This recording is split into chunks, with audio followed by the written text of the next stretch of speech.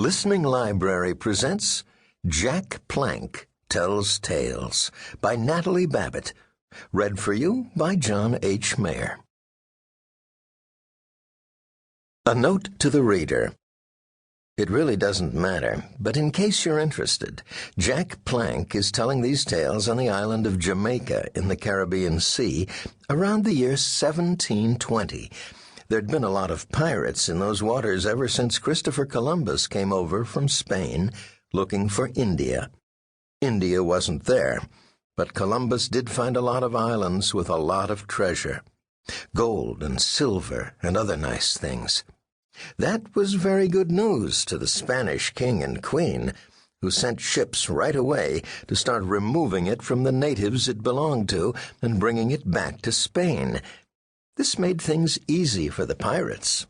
They let Spain do the removing, so that later on they could run down the Spanish ships and grab the lot. After about 200 years, though, things weren't quite so easy for pirates. There are a lot of reasons why this was so, but never mind. It's just that Jack probably got out of the business at the right time. Chapter 1. How It All Began. Jack Plank was an out-of-work pirate. He'd had a job, and a good job, too, on a lovely ship called the Avarice. But the thing is, Jack wasn't good at plundering. There's only one way to plunder. You have to yell and make faces and rattle your sword, and once you've got people scared, you take things away from them. That's what pirates do, but Jack didn't seem to have a knack for it. Still, he was used to the life of the open sea, and he was fond of his shipmates, all of whom were just as fond of him, including the quartermaster Leach, who mostly hated everyone. Even Captain Scudder was fond of him, so he kept his place for a good long time. After a while, though, Captain Scudder told him to stay behind and keep the soup hot while the others were busy plundering, and then in the evenings they'd all have supper together and go to sleep happy. But a hard day came when pirating didn't pay as well as sometimes, and there wasn't always soup enough for everyone. So the captain said to Jack, "Plank, old man, hard days do not allow for sentiment. Like it or not, we're going to have to let you go, for we can't afford to feed any but the plunderers."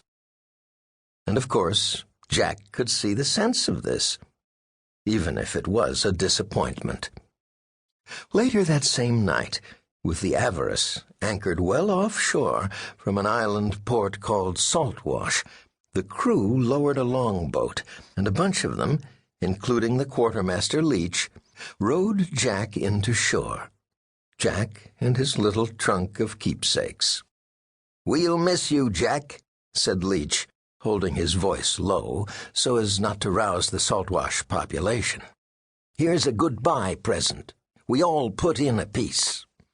And Leach handed him a small bag of money. Gold florins enough, they hoped, to start him in some new direction. They patted him on the back and shoved off in the longboat, leaving him behind. Poor Jack watched them go till they'd reached the Avarice and boarded her, and he watched as she slipped away, silent as a shadow in the moonlight. Away and away, till there was nothing left to watch except the lift of the waves, and now and then a far-off shooting star. "Well, that's it, I guess," said Jack.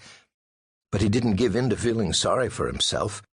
Instead, he wrapped up warm in his cloak, stretched out right there on the beach, and managed to go to sleep. And in the morning, with a bright sun climbing the sky to cheer him, he brushed the sand off his clothes, picked up his little trunk, and with his florins in his pocket, made his way into town. The deepest part of the Saltwash harbor was crowded with docks, ships, and sailors, but Jack didn't pause to watch them working. Instead, he walked about, up and down the streets, looking for a place to live, and settled at last on a boarding house.